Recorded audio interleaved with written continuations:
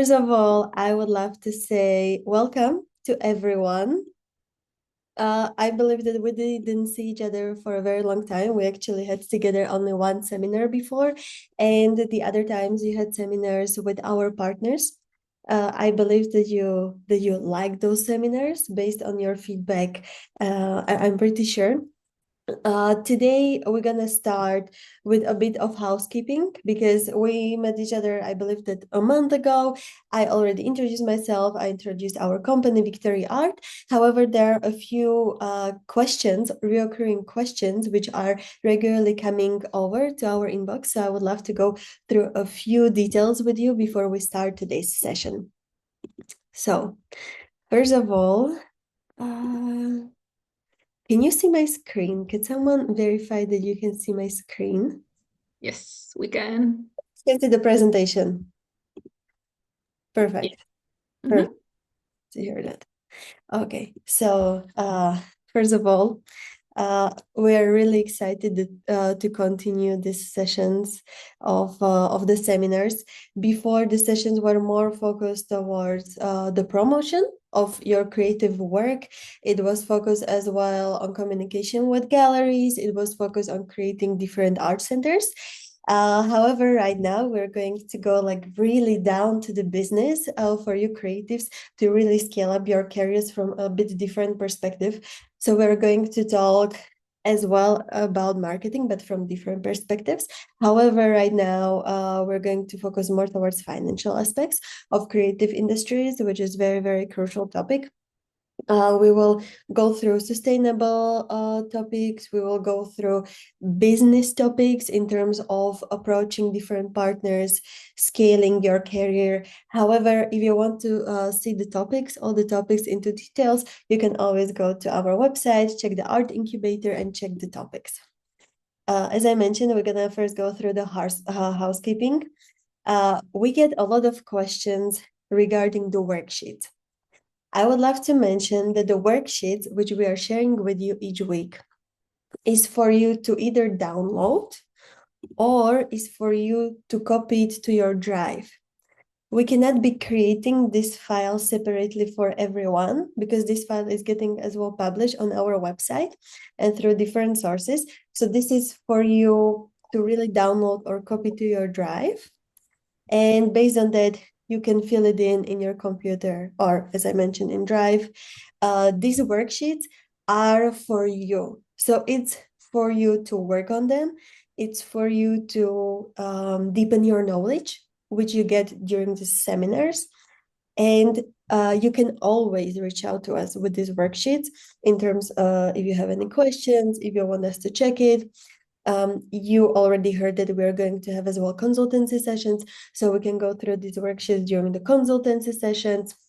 But really, in order for you to get the best out of these seminars, it's crucial to do these worksheets. I understand that we have different creatives here. I know that some of you are not visual artists. I know that some of you might be designers, dancers from different fields. However, it's good to at least have a look at them and think, just like having this thinking process and open your mind. Another very important topic, which we're getting a lot of questions about, are consultancies. I want to let you know that currently we're finalizing with other companies the specific dates for the consultancies which will be available. All of you will have 2 time slots. So you have to choose either one mentor for 2 hours or 2 different mentors for 1 hour. I suggest for you to choose the second option in order to really get the most out of this. Okay, now we're muted.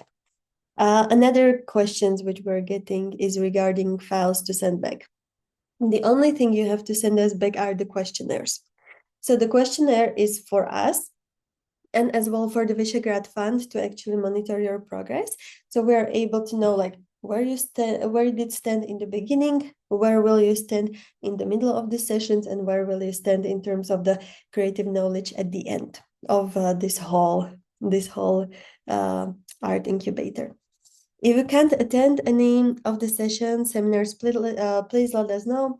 As you know, we always send all the materials on Thursday morning for you to see. If you can't make it, we'll always send the presentation, the worksheets, and the video. I will just upload it on YouTube.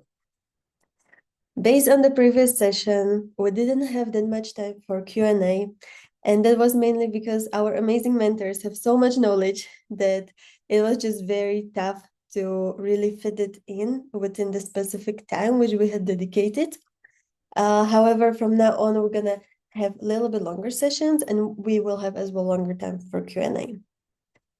At the same time, please remember the seminars are every Wednesday at 7 p.m. So you can see all the topics at the Art Incubator at our website.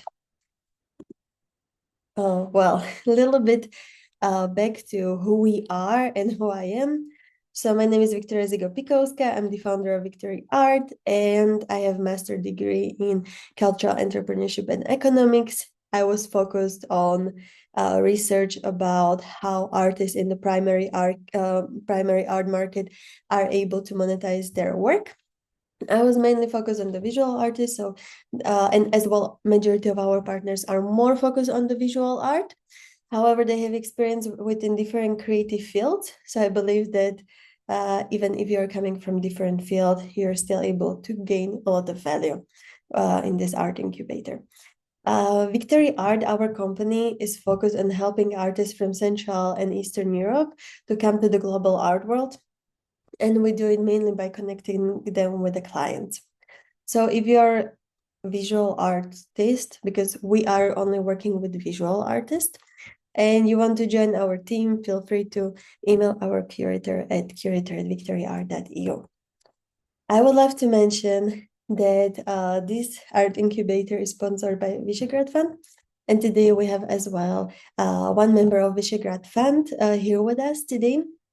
And I would love to mention that if you have any questions in the meantime, feel free to either write it down and raise your voice at the end of the session, or write it directly in the chat so you don't forget, and we will go through it.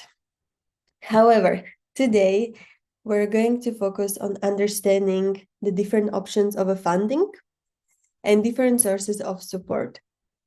As you may know, as an artist, it might be quite tough to just find sometimes money to get your projects going.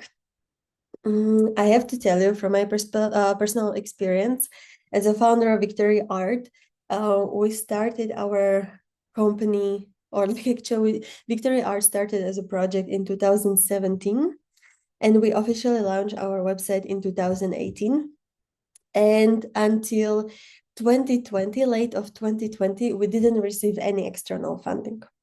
Everything was funded by our own sources, or it was funded by our revenue, of course, our profits. And I have to say that this is probably the most sustainable way how you can build your company, or how you can build your creative business. However, it's as well one of the toughest way. So if you're thinking about really scaling your career and you want to do it a little bit sooner than we did it, I would definitely suggest you to have a look at different funding schemes. So in terms of funding, there are different fundings available. There can be governmental funding. There might be private foundations. For creative artists, there might be residencies or some competitions. There might be corporate sponsorships. And what is very, very popular kind of sponsorship within visual art market, it's usually a patronship. So you have like a patron who is sponsoring different of your activities. How would you define which grant is right for your project? So there are a few aspects which you really have to think about. One of the aspects is how much can you really invest into your project or the creative business. So think about it from a perspective, not only, I don't mean right now only financial perspective, because for some grants you need to co-finance them. In art industry, it's usually less, or it's pretty rare that you co-finance the art projects, but it's still happening that some just governments or different funds want 5%, 10%, 15%, 20% of co-funding. Or I mean it more from the perspective of the time investment, because every single time you're going for some specific funding, you need to invest your time. So you have, let's say, you have idea of creating exhibition and you really want to make this exhibition work. However, your funding is not only about creating the specific exhibition, it is very much about preparation of the proposal, of course, like before you apply, but it's something different what we're gonna discuss later. However, it's very crucial to think as well about administration, which needs to happen during the project, and as well administration or finalizing of the results which are happening at the end of the project. Because it doesn't matter what funding you're getting, unless it's from your family or from your friends. But with majority of the fundings, you have to give some specific outcome. You have to give some specific report with numbers. You have to give your accounting details, right? Like, okay, this was invoice which I had to pay there and there. Like, you really have to be detailed with fundings. So you need to think about, okay, how much extra time I'm able to invest into it, and what skills do I miss or do I have in order to make specific funding work. This is a very, very important thing, because a lot of people just think about, oh, now I found sources to make my project work. However, it's much more complicated in the long run. Some of the fundings are a bit less demanding. So, for example, this whole art incubator is sponsored by Visegrad Fund, which they are really amazing to work with. However, if you're working with funds like Creative Europe or projects like Creative Europe, or actually Creative Europe is program within European Commission, they are extremely demanding in terms of administration. And so, in general, when you're starting, I would suggest you to rather start smaller, get experience in funding and grants, and then build upon that. Another important thing is that you need to understand mission of each grant, because currently let's talk about European Commission. European Commission has many different grants or programs where you can apply for different fundings. Majority of them require certain co-funding. I believe that with European Commission it's usually around 20%, sometimes 30%, depends if you're single company applying or if you're doing consortium or if you're applying as artist for residencies. It really depends, but they have different missions. All these missions, they have different values and they have different priorities. And before you identify the grant you want to apply for, it's really crucial to go through the call and go through it very critically. Look at your idea and really be very, very rational about, okay, can my project fit within this scope or not? So there are a few key things you need to have in order for you to apply for a grant. So one of those things is, of course, your project idea. If you don't have clear vision and you can't communicate properly this clear vision, no one will support your idea. And I want you to be very, very highly empathetic right now and very critical towards yourself as well. And think about your own personal focus span. Like, how long can you actually focus on certain thing? Or imagine like you're scrolling through social media. If something doesn't catch your attention within 2-3 seconds, you probably you just don't care. You just move, to another reel, another post, whatever. With fundings, of course, there are a lot of people applying for different fundings. Somewhere the competition is bigger, somewhere it's less. However, it's very important to know that people who are going through these proposals, they are not going through only your proposal. They're going through many other proposals, maybe dozens, maybe hundreds. I don't know how many proposals. And they have very limited time.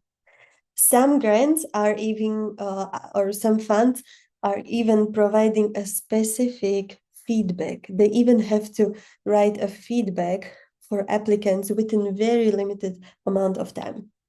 So you need to be really empathetic here and make sure that when someone looks at your proposal, they're able to get your idea within, I don't know, 4 or 5 lines, or like within a minute of reading. The project description, the shorter it gets, the more to the point it is, the better. Because there are a lot of people who are currently using AI, as we all do. And of course, they're writing like so many sentences with empty words, like it doesn't make even sense, but they just have it there in order to fill in the space, but that's not what really wins. So having the clear vision and being concise is really great. At the same time, when you're writing description of your project, you need to make sure that it somehow connects the values or the vision or whatever the fund or goals of the specific call or funding. It has to connect with it.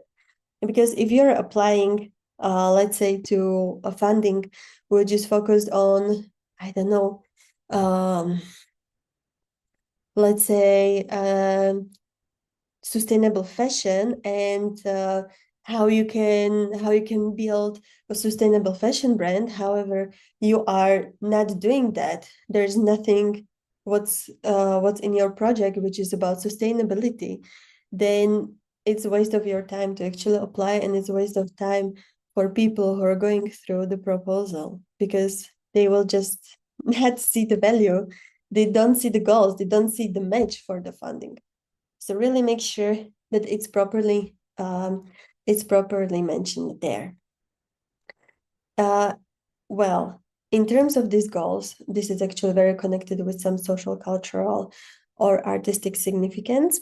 When you are applying to call, and in general, when the calls are created by different funds, there's always mentioned that, hey, this is our current goal. You should address this. You should address that. If you are orienting around these goals, or if you are maybe sometimes adjusting your project a little bit to match the funding goal, it already gives you so much higher chance to be noticed. And sometimes your proposal might not go through the first time, but it might go through the second time. You never know. I can give you an example from Victory Art, which happened very recently. We did plan to organize a huge exhibition. And this huge exhibition is not happening in Europe, it's happening somewhere else, and on another continent. And basically for us and for artists, it was impossible to just make it work.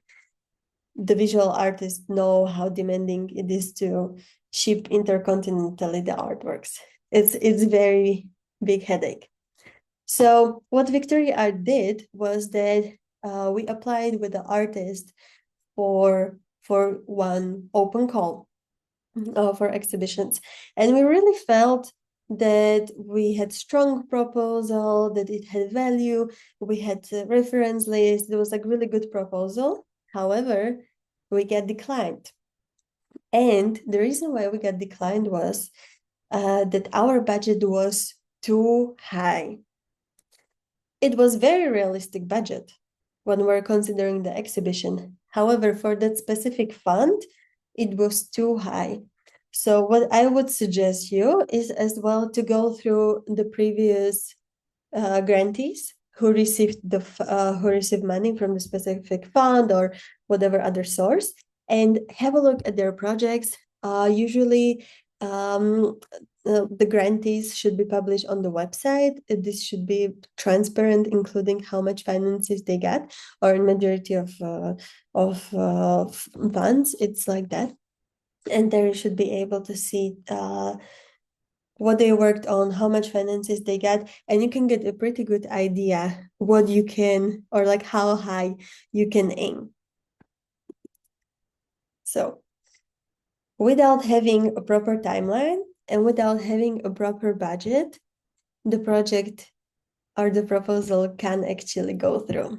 One very important thing in terms of timeline, please always clearly read the guidelines for a specific call, because usually in that call, it's written that, hey, this project is supposed to be finished within 12 months, within 18 months, 12, 24 months. It really depends on specific fund. It depends as well on amount of money you're getting, but really make sure that you're looking at it, that you're as well critical, that you really look at your timeline and you are able to achieve all your goals within the project, or like in terms of the proposal you create within that specific timeline. Because what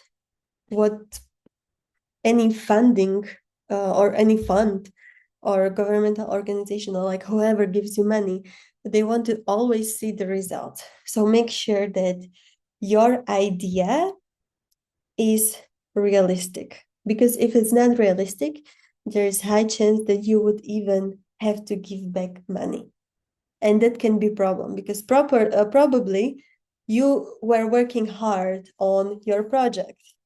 However, it can happen that you might not achieve everything or what you actually signed up for, and if you don't do that, then you probably have to give back some finances.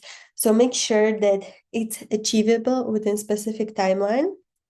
And if it's, well, it's sometimes better to try to aim a little bit lower, not completely like super, super high, and make sure that you can handle it, even especially when you're doing your first projects. Okay, these days it's a bit different, let's say, to track ROI of your project, because there's GDPR. You cannot track people the way you could before, I believe, beginning of 2022. Like a lot of things changed even within European Union. So you need to make sure that as well your goals are trackable, that you are able to provide the ROI for the fund. And in terms of budget, usually majority of funds, they provide certain specific templates for you to create budgets. So there are budget categories, subcategories. There should be description. There should be basically amount of finances you want to allocate. I want you to really have be critical about this as well, because a lot of people don't really think thoroughly regarding the budget, or in terms of the budget, and then they come up, then they find out like, oh, I cannot completely do this project because I don't know, I forgot to allocate finances for this specific tool or that specific tool, or I forgot about the marketing director or the project manager, or in the worst case scenario, administration or accounting. And so before you do budget, I would strongly suggest you to look at different sources. So sometimes you're able to find proposals of people who succeeded online. I would suggest you to maybe get grant book.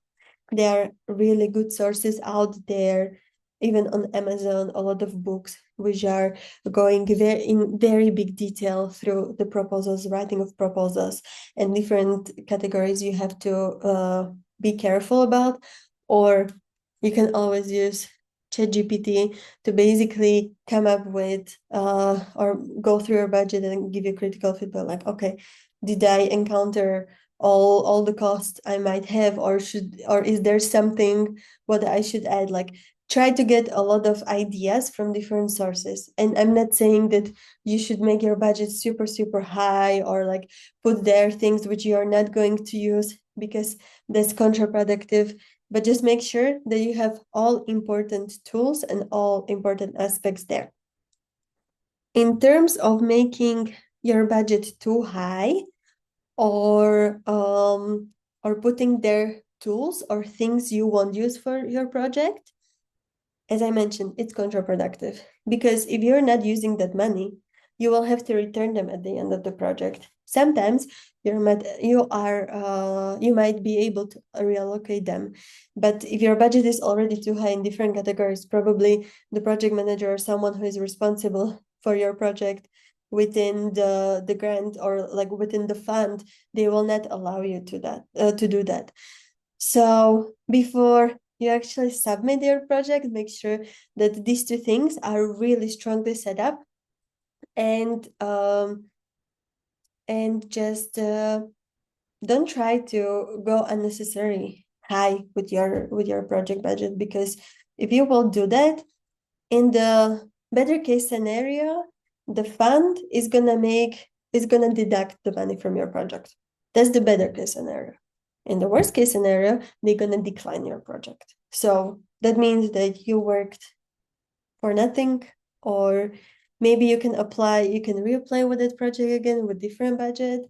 Like there are different ways how you can think about it, but really try to be realistic. And maybe if you are doing project in Slovakia, or you're asking for money in Slovakia, but you're doing project, I don't know, in Norway, then understandably there are differences in salaries, right? And in hourly range. So I would suggest you to do as well research about these kind of things, that you make sure that you don't underpay and that you don't have to pay from your pocket for additional services. In terms of really looking at artistic residencies or open calls or competitions for visual artists, I'm mainly talking about visual artists right now. You already had few of our mentors. I believe that Art Connect Society and Arik Kupsus talking to you about artistic portfolio, what should be there, what should be in artistic biography. So if you want to elaborate on these few things, I would strongly suggest you to have a look at the previous seminars. You can always check them out on our website, on YouTube. You can dive back into your emails. We shared with you all the tools. If you still would want to go into details regarding your artistic biography and portfolio, you can always do it during the consultancy sessions with our mentors, and we will be sharing more details around the end of March with you.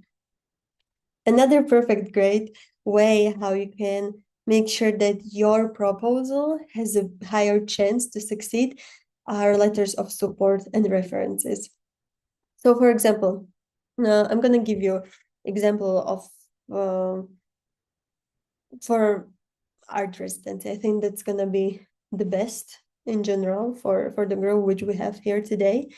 So if you're an artist who was working with some pretty good gallery, or like gallery with good reputation, and you're currently applying for some call, I would suggest you to just ask the director of the gallery or the main curator to write you a short letter of support or reference, just like, so they can give more confidence to other people to work with you. As I'm always saying, it's good to have different sources of information. It's good to have different references. And when you, as an artist, you are able to provide to different people knowledge about how it is working with you, how was other people's experience, or in general that you had already multiple experience of working on different projects, that's giving other people so much more confidence to choose you. And so really don't be afraid to ask for letter of support and reference, and especially with people you have a good relationship with, right? And sometimes they might tell you like, oh, I'm not currently in a position to spend time on writing letter of support for you. However, what you can always do is to pre-write it, send it to them, telling them like, hey, do you agree with this? If you don't agree, please feel free to change. I just need your signature. I think that majority of people are pretty okay to help you out. So just don't be afraid to ask. Just ask. No one no one is gonna do anything to you. Just feel free to ask. It's gonna benefit you so much more, and eventually you can even reuse the same letter of support or reference. It's not a problem. For example, what I love to do personally, I'm of course not an artist. I'm a director of a company, but what I love to do is that I every single time someone leaves from Victory Art Company, I love to send them LinkedIn request for reference, and I would say 99% of people just give me the reference. And yeah, I'm really glad that so far they're only positive. But yeah, so just like give people something tangible so they can believe in you and in working with you and investing in you. Because portfolio, if it's professional, it's amazing.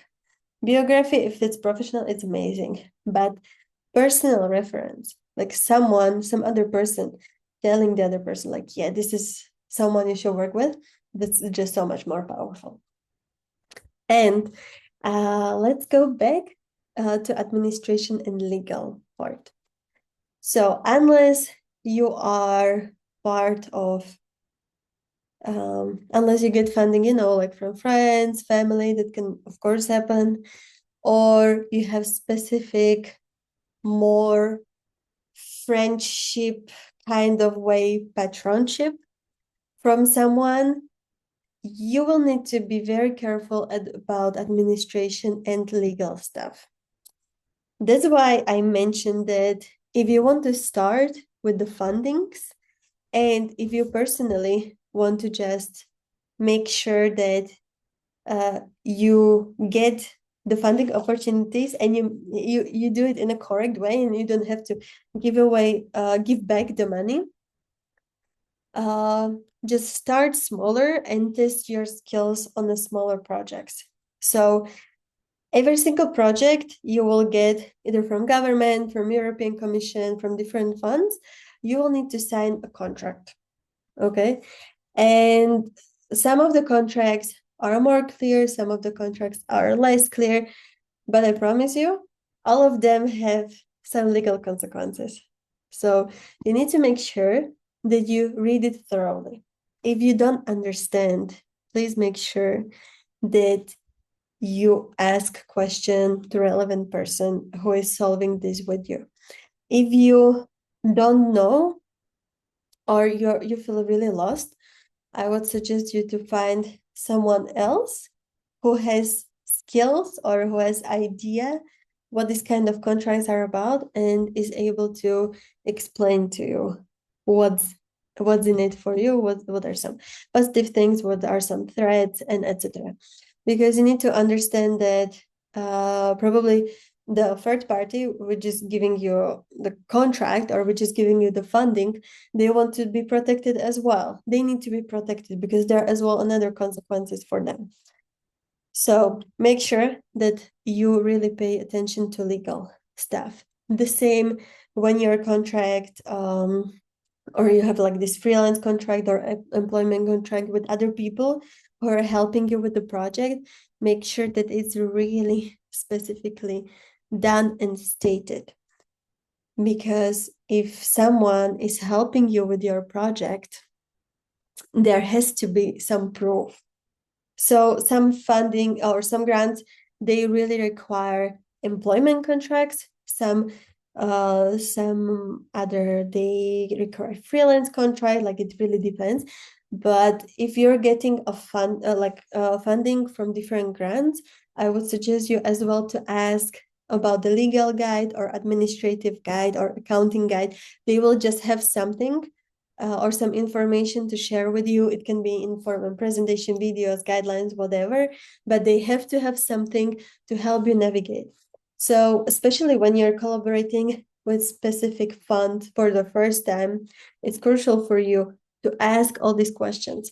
And if you're feeling dumb or silly, to ask all these questions, please don't, because you might have to pay for it. And I mean literally pay for it, at the end of the project. So make sure that you ask all the questions which come to your mind, because you never know that you might miss something. And honestly, from my experience, I can tell you, you will probably miss something for the first few times, but there's life. You need to count as well with maybe sometimes some losses, or sometimes just things not completely working out. But the more questions you ask, the better for you. And another thing as well, very, very, very, very, very important, is administration. If you are completely lost in administration, as I was completely horrible and lost, you need to have around you people who understand it, who are able to help you out or scold you or whatever, and just they can help you to make sure that everything runs smoothly. And especially if you want to get external funding, I would suggest you to find accountant who doesn't necessarily have to have skills with funding, but they have to understand where they're supposed to look. They have to understand that they should go as well through these legal guidelines from the specific grant, or they can be as well in touch with eventual project manager. But just if you can prove at the end of this funding period where the money went, how do you spend it, and etc., it's a big problem. And we are not even talking about basics like having your entity, healthy, having your bank account, and etc. That's a completely different topic, which is a little bit connected with this funding. However, those are such a basics that I don't want to really dive into it right now.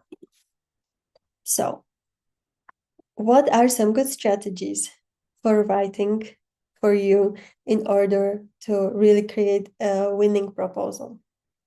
So first of all, it has to be clear. Especially if it's international fund, let's say European Commission. I'm giving just example from the most popular funding schemes currently. There will be probably experts from multiple countries. These experts are supposed to have certain level of English. Usually English is it's like the language you write in when you're applying to international funds. So they have to have certain level of English. However, everyone speaks a little bit differently English and understands things from different perspective. There's of course cultural conditioning, social conditioning, whatever. So if you're not writing clearly, your proposal might get misunderstood. And please,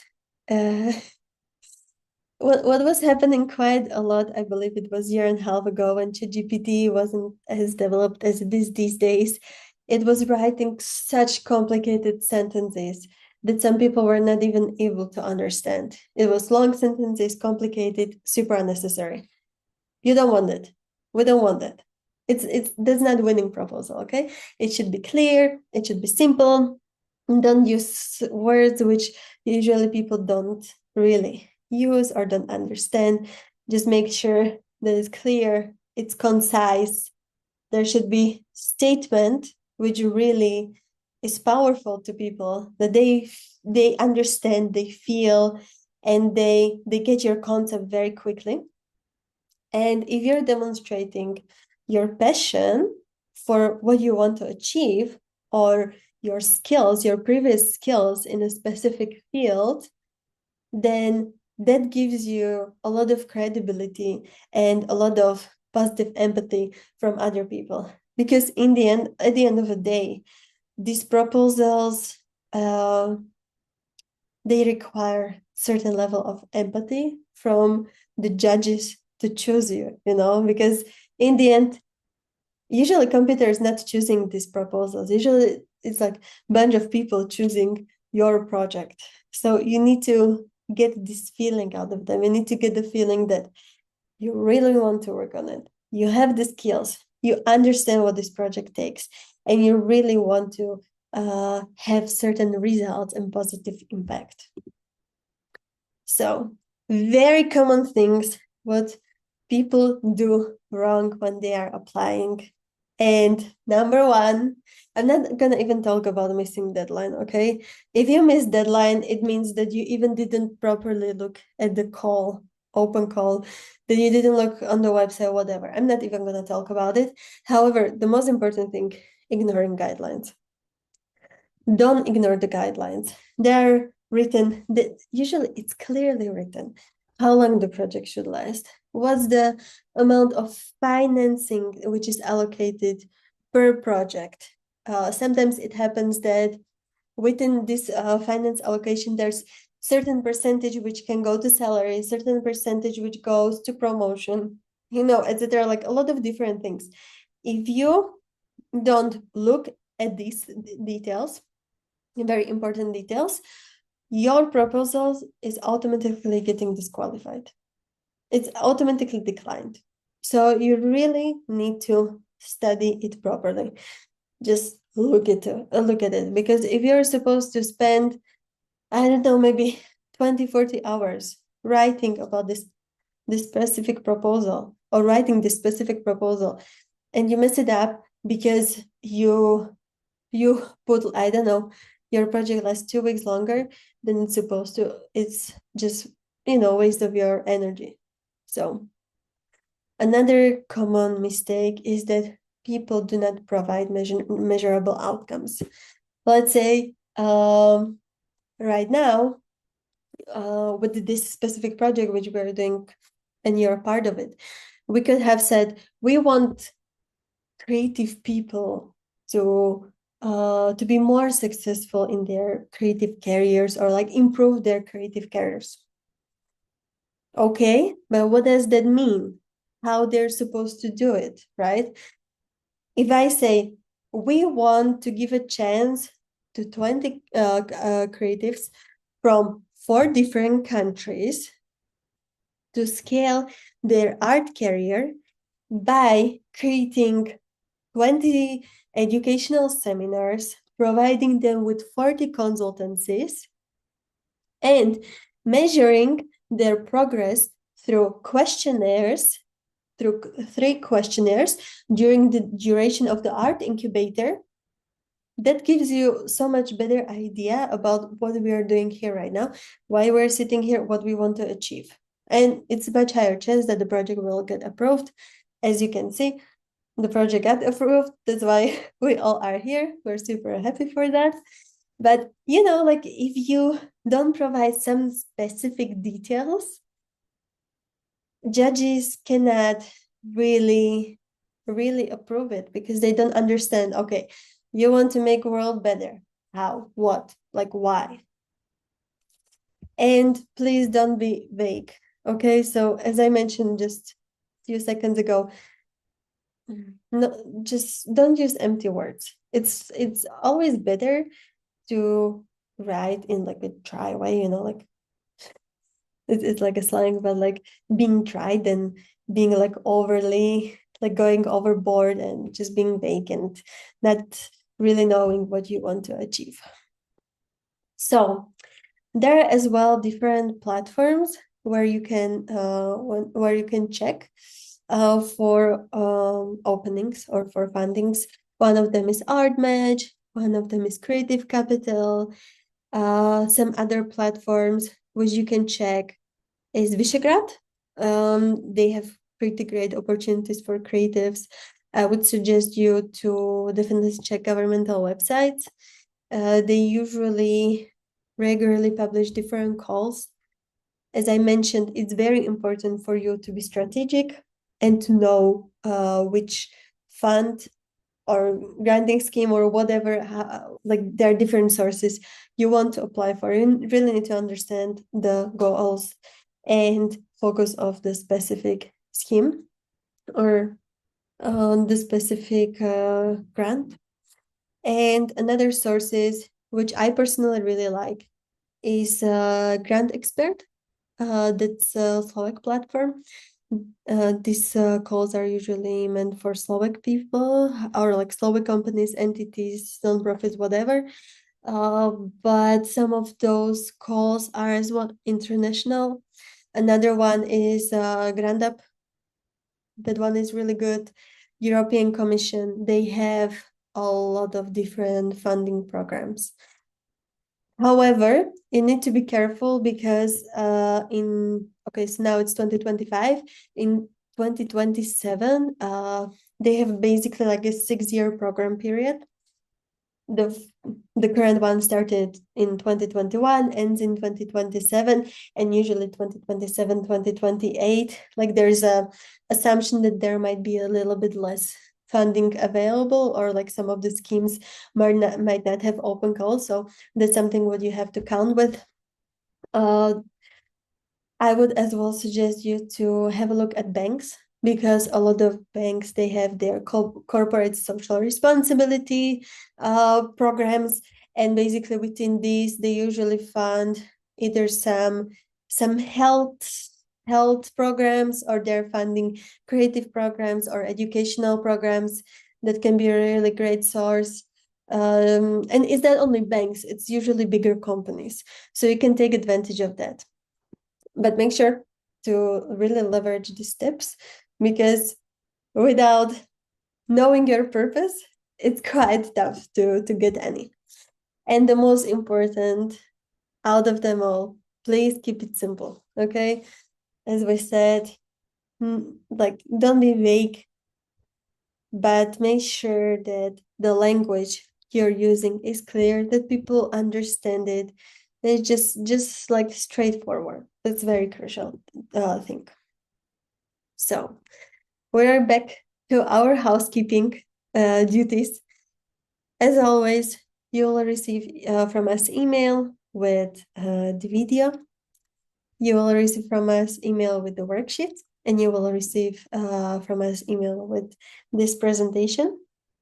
You have a week to work on your idea for proposal. If you need our support, you can always contact our team. You have our email. And as I always mention, you get what you give. So if you're really working on these worksheets, you're paying attention, then of course you get more from this program. And now there's time for your questions and answers. And if you have any, you can always just unmute yourself, or you can write in the chat your questions, whatever you prefer.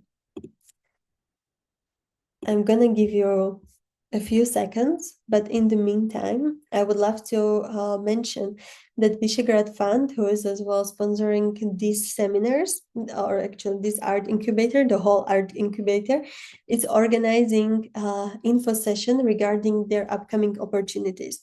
So if you're a creative, or if you're someone who is interested maybe on fellowship, you can definitely visit this link or contact Ms. Stacherzak, and she's able to answer all your questions. At the same time, during these sessions, you will be able to get to know what's the focus of the fund in the upcoming period, and how you can take advantage of what they're offering. At the same time, next week, we're going to talk about sustainability in art, and specifically about eco-friendly practices. And it's not going to be only focused towards visual art, but it's going to be focused on art space or art creative sector in general. So don't miss it. It's at 7 p.m. as every Wednesday and every week. And I'm encouraging you one more time, if you have any questions, this is the moment, this is the time to ask. This is the time to unmute. And if you feel shy, or if you would rather elaborate personally on these questions, we can always do it through the consultancy sessions, which we will give you more ideas, or actually more details and information at the end of the March. Maybe I would like to ask you if I can. Yes, sure, Nella, go for Yeah, it. sorry, I couldn't put my video on because I have less of Wi-Fi. But Sure. I want to ask you if the most of the grants you were applied by yourself, or you have some kind of team or something? Huh? Okay, this is really good question. So in general, Victory Art has multiple team members, but I'm usually the one who is focusing on the proposal writing. I have to say that sometimes I have support from our team, but I'm usually in charge of all of this.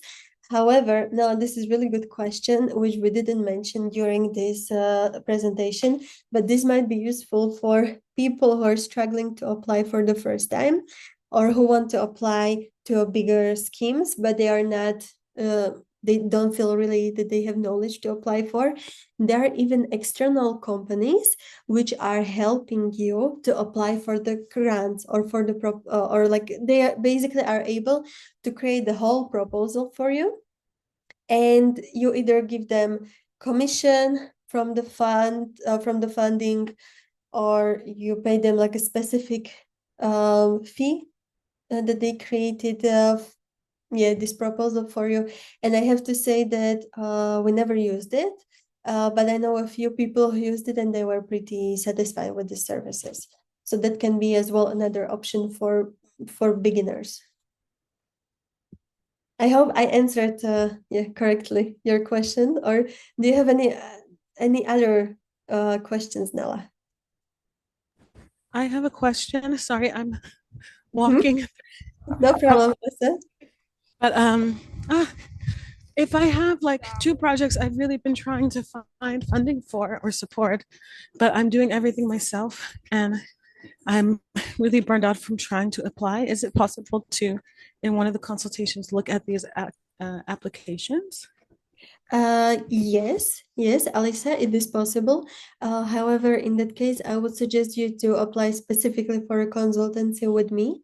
And the best case scenario would be that you share with me what you wrote before with me, before your session.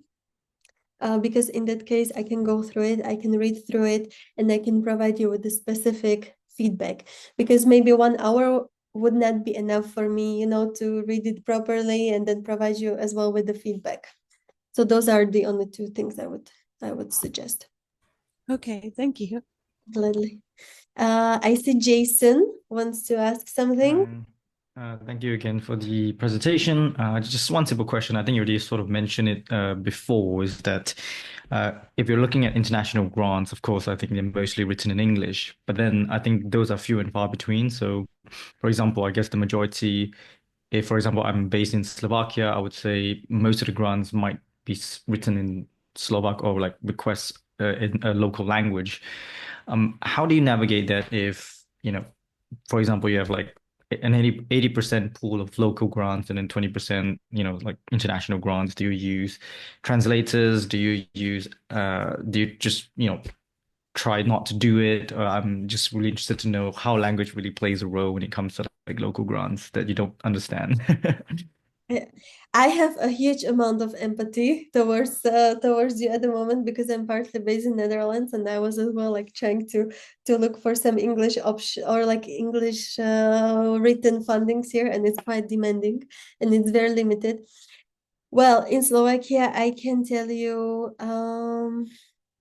that, for example, Visegrad Fund, they are pretty open in terms of English, or actually that's their main language, so that's quite amazing thing. If you cannot find a grant which is open to actually accept your application in English, the only way is to find someone who either writes for you the proposal, or someone uh, who corrects your proposal, So I don't mean that finding someone who writes proposal in terms of a company, but it can be a friend, you kind of connect your vision with, or you share your vision with, and the friend can help you out with it. Or honestly, like with full transparency, these days ChatGPT is able to pretty well translate a lot of things. Slovak language is very specific, very unique. So you need always someone who just cross-checks it. Or maybe Word or Grammarly can be a good way. I think Grammarly is in Slovak as well. I don't know. I think it should be, but I'm not sure. But anyway, like I understand the complication, but if if you apply for with a proposal in other language than the specific required like language, then yeah, it will just not go through. And honestly, I have to be as well very straightforward. Usually people, are a bit comfortable, so they won't really put effort to read it. So Thanks. Okay, thank you. but I'm thinking that I think that I'm not sure, but I believe that the Ministry of Culture was maybe accepting a few in English a few years back. And Active Citizenship Fund, I think that they are accepting in English, but I would have to double check. But in terms, yeah, then you would have to go internationally if you wanted. May I ask you what's your heritage? I'm originally from Malaysia, although I Malaysia. would say English is kind of like my first language, if not second, yeah. So, I mean, at least for written, I would say English is still the best, yeah. Yeah, because sometimes as well could a cold miner in Slovakia, they're as well having different calls for various minorities in Slovakia. So I would definitely have a look at it because that might be good. Or another thing is to find a partner organization who is basically preferably someone who is fluent in Slovak who can help you out with the proposal. For example, Okay. like it's always good to have some other partners who are working with you on the project because it just brings so much value and a bit like refreshment, like you could see our other free partner companies and it's of course a bit different. Everyone brings different knowledge to the project, so yeah, it can be pretty valuable. Okay, thank you so much. Gladly, Jason. Are there any other questions?